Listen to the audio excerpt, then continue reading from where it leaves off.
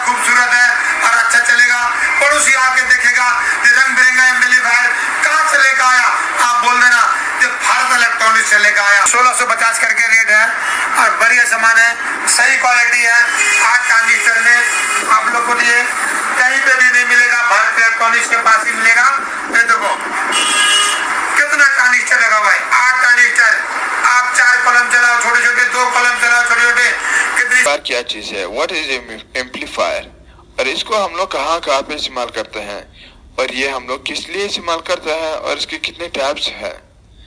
तो सबसे पहले आपने ये समझना है कि एम्पलीफायर क्या चीज़ है। एम्पलीफायर कुछ इस तरह बॉक्स की तरह है, आपने देखे होंगे ये मुख्तलिफ से प्रोग्राम्स में आप लोगों ने देखे होंगे। इसी तरह जो है कार्स वगैरह में भी होता है एम्पलीफायर। ये एम्पलीफायर असल में क्या काम करता है, एम्पलीफायर जो है वो सिग्नल यानी लो सिग्नल, कम सिग्नल को ये बढ़ा देते हैं।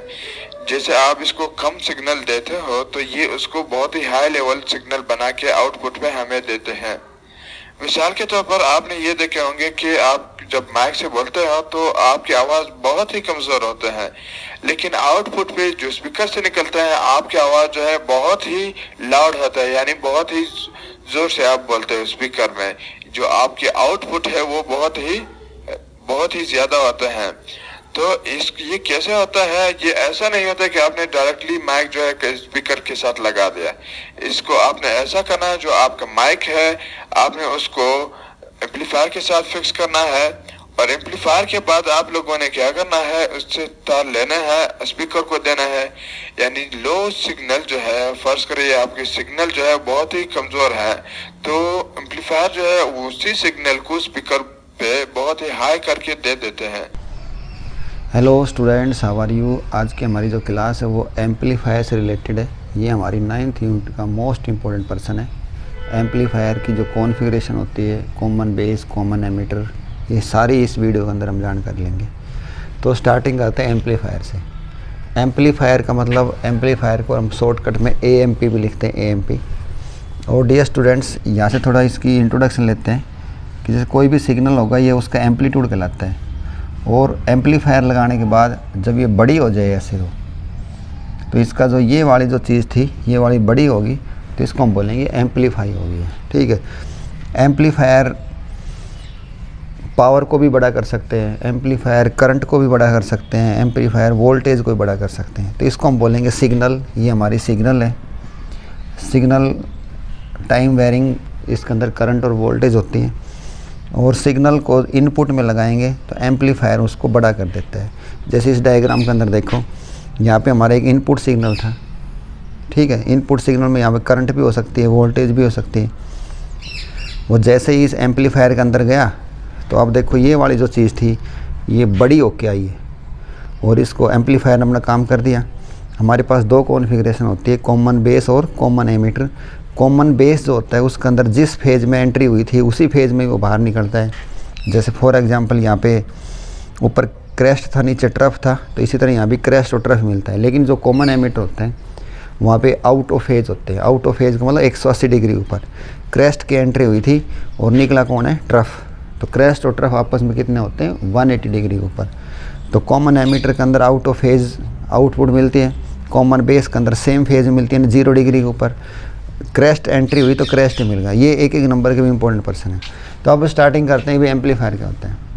Amplifier it is an electronic device that can increase the power of A signal, जो किसी भी सिग्नल की पावर को बढ़ा देता है। सिग्नल क्या होता है, टाइम वेरिंग वोल्टेज और करंट। जो ऐसी चीज़ जो टाइम के साथ वेरी करे, जैसे करंट और वोल्टेज वेरी कर रही हो, उनको हम सिग्नल बोलते हैं, और उसकी पावर को बढ़ाने के काम आते हैं। ये एम्पलीफायर आपको बहुत ज़्यादा जगह देखे होंगे, डीजे वाले के पास भी होते हैं। हमारे जो स्कूल में प्रेयर होती है बच्चों की, तो हम माइक के साथ नीचे उसको हम अटैच कर देते हैं और उसके साथ एक स्पीकर लगाते हैं। तो वो जो स्पीकर के अंदर जो आवाज़ जा रही है वो एम्पलीफाई होकर जा रही है, क्योंकि हमने एम्पलीफायर लगा रखे हैं। कार के अंदर भी एम्पलीफायर लगाए जाते हैं तो अच्छी धमक बन जाती है। ये जो एम्पलीफायर जो काम करता है उसके काम को हम एम्पलीफिकेशन बोलते हैं, एम्पलीफिकेशन। और वो नापी जाती है इट्स गेन में। गेन का मतलब होगा लाभ। इसने जो भी काम किया है वो गेन में नापा जाता है। और गेन क्या होती है, gain is the ratio of output voltage, current और power to the input voltage current और पावर। जैसे फॉर एग्जांपल कोई वोल्टेज गेन बताओ, तो आउटपुट वोल्टेज बटे इनपुट वोल्टेज, गेन की कोई यूनिट नहीं होती है। इसी तरह कोई पूछे कि करंट गेन बताओ, आउटपुट करंट बटे इनपुट करंट। इसी तरह सेम पावर के साथ भी हम कर देंगे। Amplifier can either be a separate piece of equipment. Amplifier का एक अलग भी एक आता है। इक्विपमेंट का मतलब है कोई ऐसा यंत्र समझ लो कि एम्पलीफायर अलग भी आते हैं स्पेशल, और एम्पलीफायर किसी भी इलेक्ट्रॉनिक सर्किट के अंदर भी लगे होते हैं। तो ये ज़रूरी नहीं है कि वो अकेला नहीं आता, वो एक अकेला भी आता है, और किसी भी डिवाइस के अंदर एम्पलीफायर भी अंदर भी उसके अंदर यानी कंपनी फिटेड भी आते हैं, किसी चीज़ के अंदर लगे होते हैं। तो ये तो थी एम्पलीफायर की इंट्रोडक्शन। शायद समझ में आ गई। एम्पलीफायर का मतलब सीधी देसी भाषा में कि इस एम्पलीट्यूड जो छोटा वाला है, इस सिग्नल के एम्पलीट्यूड को बड़ा करना होता है, और इस लाइन को हम बोलते हैं एम्पलीट्यूड। एम्पलीट्यूड होता है मैक्सिमम डिस्प्लेसमेंट। मैक्सिमम डिस्प्लेसमेंट को हम क्या बोलते हैं? एम्पलीट्यूड। जैसे देखो एक लाइन ये भी है, एक ये भी है, एक ये भी है, तो 1 2 3 4, तो ये सारी डिस्प्लेसमेंट है 1 2 3 4। लेकिन जो सबसे ऊंची वाली डिस्प्लेसमेंट है उसको हम डिस्प्लेसमेंट नहीं बोलेंगे, क्या बोलेंगे? एम्पलीट्यूड।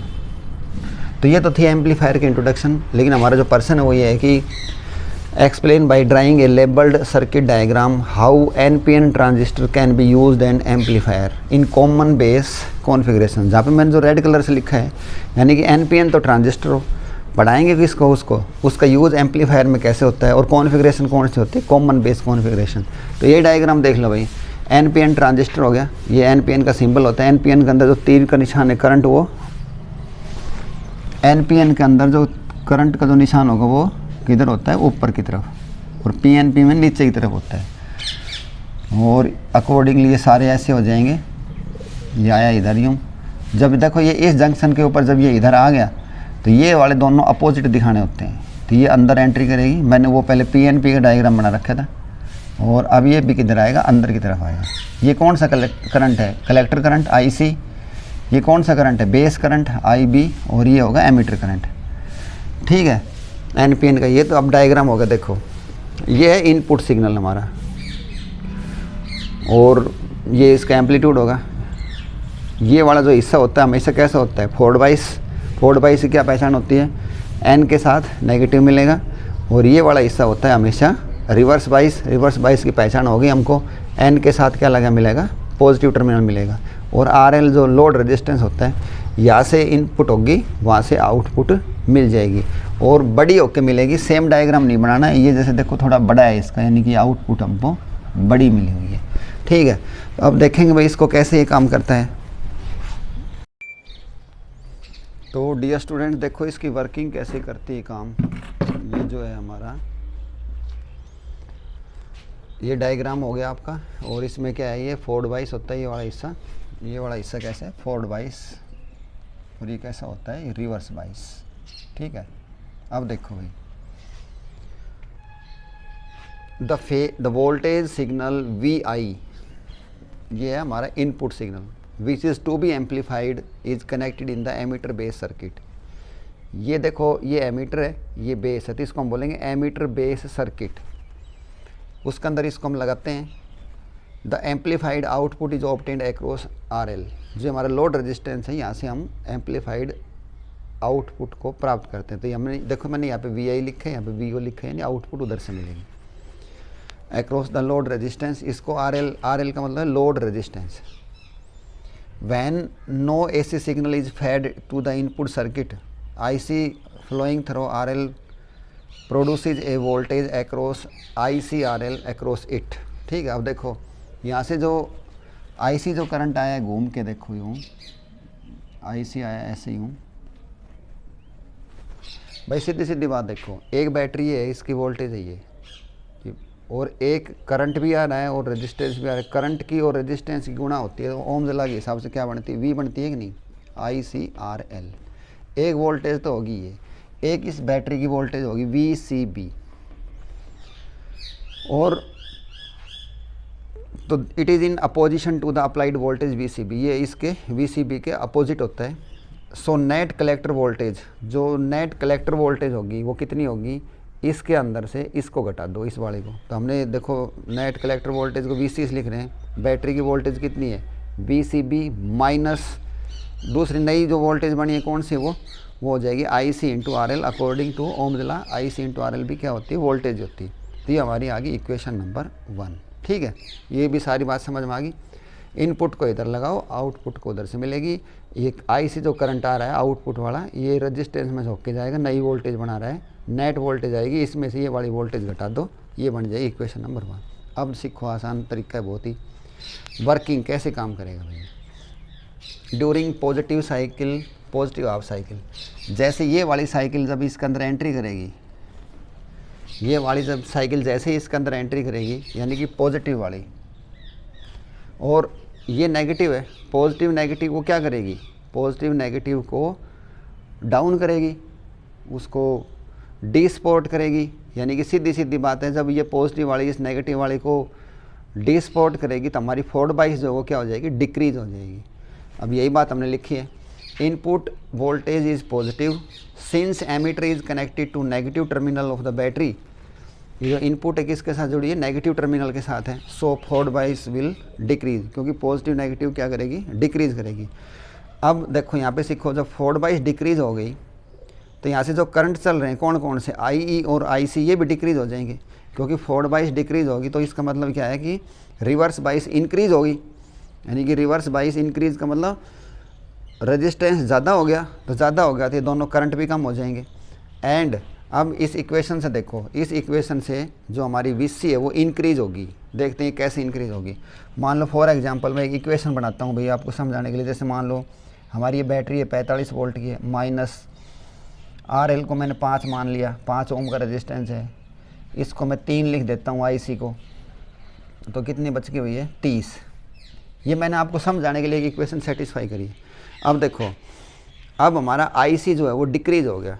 डिक्रीज का मतलब फॉर एग्जांपल यहाँ पहले 3 होता था, अब डिक्रीज होकर ये हो गया 1। तो 1 गुणा 5 घटा 45, बैटरी भी उतनी रहनी है, ये भी उतना ही रहना है। तो अब देखते हैं क्या होता है भाई, 45 में से 5 जाएंगे कितने बन के 40। तो ये वाली जो VC जो है वो पहले 30 होती तब कितनी होगी, 40 होगी। तो इसका मतलब VC इंक्रीज होगी according to equation 1। VC increase का मतलब कि ये वाली जो थी, ये वाली पहले जो इतनी होती थी अब ये इंक्रीज होगी, यहाँ पे इतनी बड़ी होगी, तो होगी ना एम्पलीफाइड। ये तो थी ड्यूरिंग पॉजिटिव हाफ साइकिल। अब सीखो ड्यूरिंग नेगेटिव हाफ साइकिल। जैसे अब यहाँ पे इसकी एंट्री नेगेटिव वाली साइकिल की होगी, तो नेगेटिव वाली साइकिल नेगेटिव वो क्या करता है, सपोर्ट करता है, और हमारी जो फोर्ड बाइस होगी वो क्या होगी, इंक्रीज हो जाएगी, और सारे निशान बदल जाएंगे। देखो इनपुट सेम, बिल्कुल आपको समझाने के लिए ताकि दिक्कत ना हो याद करने में, सेम लिखा है, इनपुट वोल्टेज इज पॉजिटिव, तो यहाँ पे क्या होगी, input voltage is negative since emitter is connected to negative terminal of the battery VEB। Negative supports negative, negative को सपोर्ट करेगा। ठीक है, नेगेटिव जैसे मान लो एक बात से देखो, कोई आदमी पिसायत हो और उसने पानी मिल गया तो उसकी सपोर्ट हुई कि नहीं हुई, यानी कि नेगेटिव में नेगेटिव यहाँ पे हमने रिपेल नहीं करवानी है, वो नेगेटिव वाली नेगेटिव को सपोर्ट करेगी। सो फोर्ड बाइस विल इंक्रीज, फोर्ड बाइस जब बढ़ जाएगी, तो फोर्ड बाइस बढ़ गई, इसका मतलब क्या होगा, रिवर्स बाइस कम होगी, और रिवर्स बाइस कम होगी मतलब रेजिस्टेंस कम हो गया। इसका मतलब ये दोनों के दोनों करंट IE और IC क्या हो गए, इंक्रीज हो गए। सो कलेक्टर वोल्टेज डिक्रीज, अब एक अकॉर्डिंग टू इक्वेशन 1। अब देखते हैं भी, चेक करते हैं इसको, ये तो पहले वाली थी। अब हम ये कह रहे हैं कि ये जो IC वाला जो करंट है वो बढ़ गया, तो मान लो फॉर एग्जांपल या 3 होता था, मैंने इसको यहाँ पे 5 लिख दिया। पहले 1 था, अब कितना हो गया, बढ़ गया, तो 5 कर दिया। 5 गुणा 5 माइनस, ये तो 45 थी। अब देखते हैं क्या होता है अभी, 25, 45 में से 25 जाएंगे, कितने बच गए 20। तो जो पहले 30 होती थी उसका क्या हो गया, 20 हो गया। यानी कि हमारी जो कलेक्टर वोल्टेज थी वो डिक्रीज हो गई अकॉर्डिंग टू इक्वेशन 1। यानी कि डिक्रीज का मतलब और भी डिक्रीज, पहले इतनी होती थी अब और भी डिक्रीज हुई है। अभी देखो ये डिक्रीज होगी नीचे की तरफ। तो अब देखो जैसे एंट्री करी थी, जैसे इसने ऐसी ने एंट्री करी थी तो क्रेस्ट मिली, ट्रफ थी तो ट्रफ ही मिली, तो ये इन दोनों को हम बोलेंगे सेम फेज के अंदर। तो इसके फेज रिलेशनशिप है जो 1 नंबर का मोस्ट इंपॉर्टेंट पर्सन है कि कॉमन बेस के अंदर इनपुट और आउटपुट के बीच में फेज कितना होता है, फेज का मतलब एंगल, तो 0 डिग्री होता है, ये दोनों सेम फेज के अंदर होते हैं। ठीक है, तो ये समझ में आ गया होगा, बहुत ही आसान तरीके से मैंने नोट्स बनाए आपका।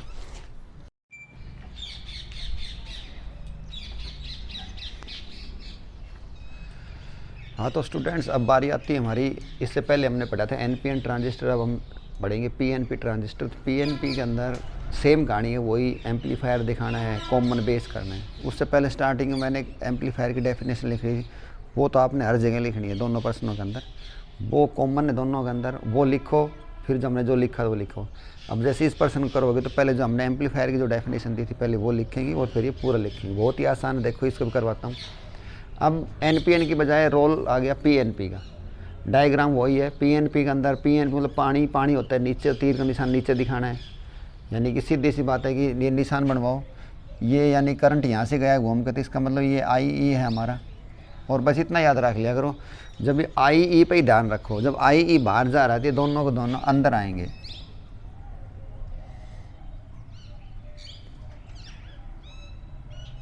ठीक है, क्योंकि हमने जो हमारी इक्वेशन है I E is equal to I B plus I C satisfy करनी होती है किरचॉफ लॉ के हिसाब से। तो ऐसे समझो इसको, ये जैसे आई ई गया बाहर तो मैंने ये दोनों को उल्टा बताया है, यानी कि इसके अपोजिट करने होते हैं। जैसे आई ई ये है तो ये आउट, जैसे ये आउट गोइंग था तो इनको हम इनकमिंग करेंगे। तो इनकमिंग के अंदर देखो ये होगी हमारी आई बी और ये होगी हमारी आई सी। रूल लगाओ, किरचॉफ जंक्शन रूल क्या कहता है कि जैसे जो आउट गोइंग है वो कैसा लेना होता है नेगेटिव माइनस आई ई, जो इनकमिंग है वो कैसे लेने होते हैं पॉजिटिव। इसको परली तरफ लेके जाओ, आई ई प्लस का हो जाएगा, इक्वेशन सेटिस्फाई होगी। तो आप सिर्फ इस एक तीर के निशान से अपने निशान को देख सकते हैं। अगर ये ऊपर होता है यानी कि ये बाहर की तरफ जा रहा होता है, यानी कि इसकी एंट्री इधर होती है, तो इन दोनों को हमने अपोजिट करना होता है। ठीक है, ये भी चीज़ समझ में आ गई अपने। अब डायग्राम जब समझ में आ गया तो वो तो आपको सभी को पता है कि फोर्ड बाइस होता है आगे का हिस्सा, तो पी के साथ हमने बैटरी का पॉजिटिव जोड़ दिया है। ये रिवर्स बाइस होता है तो इस पी के साथ हमने बैटरी का नेगेटिव जोड़ दिया। वही सारे कलेक्टर, खाली करंट की डायरेक्शन चेंज करिए, ये वही कलेक्टर नेट कलेक्टर वोल्टेज है। ये डिसाइड करेगी कि वो चीज़ एम्पलीफाई होगी कि नहीं होगी। तो करें क्लास शुरू। देखो सारी वही बातें हैं, the voltage signal V I is to be amplified is connected into the emitter base circuit, जिसको हम इनपुट सर्किट बोलते हैं। इस लाइन से इधर का इनपुट सर्किट है, इस लाइन से उधर का आउटपुट सर्किट है। सारी वही करेक्टर हो गए। I C current is flowing through the R L, so एक नई वोल्टेज बन गई आई से आर एल, तो नेट वोल्टेज कितनी होगी इस बैटरी वाली में से जो नई बनी है, ये वाली घटा देंगे, हमने लिख रखी है। ये सारी बातें यहाँ तक है। अब आ जाओ वर्किंग के अंदर। वर्किंग के अंदर जैसे ये साइकिल एंट्री करेगी तो इसकी मान लो शुरू में स्टार्टिंग में पॉजिटिव वाली साइकिल एंट्री करेगी। ठीक है, पॉजिटिव वाली साइकिल एंट्री करेगी और ये जो हमारा एमीटर है वो किसके साथ जुड़ा हुआ है, पॉजिटिव टर्मिनल के साथ। ये भी पॉजिटिव आ गई तो पॉजिटिव क्या करेगी, सपोर्ट करेगी। ये सारी चीज़ मैंने लिखी है और इनको आपके सामने इसमें करेक्शन करके दिखाऊंगा।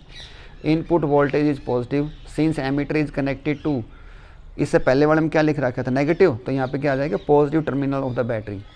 सो फोर्ड बाइस विल, बताओ क्या होगी, पॉजिटिव को सपोर्ट करेगा, तो यहाँ पे विल इन डिक्रीज की बजाय यहाँ पे क्या लिखूँ विल इंक्रीज। और अकॉर्डिंग टू लू जितने भी निशान है वो सारे चेंज करते हुए चलो। ये सही है, ये वाला जो पर्सन था ये किसका था एनपीएन का, तो इंक्रीज के अंदर ये निशान क्या हो जाएगा, इंक्रीज का तीर का निशान ऊपर होगा इंक्रीज, तो ये दोनों के दोनों करंट पे क्या होंगे increase. So the collector voltage V C according to this equation क्या होगी डिक्रीज, वी सी डिक्रीज होगी। इसका मतलब हमारा जो कलेक्टर था ये वाला ये डिक्रीज हुआ है। डिक्रीज का मतलब लेस नेगेटिव, और लेस नेगेटिव का दूसरा मतलब क्या होगा मोर पॉजिटिव, यानी कि ये जितनी थी ये और भी बड़ी हो गई ये वाली। देखो मैंने इसको समझाने के लिए मैंने कुछ ही बनाए हैं आपके लिए कि जैसे हम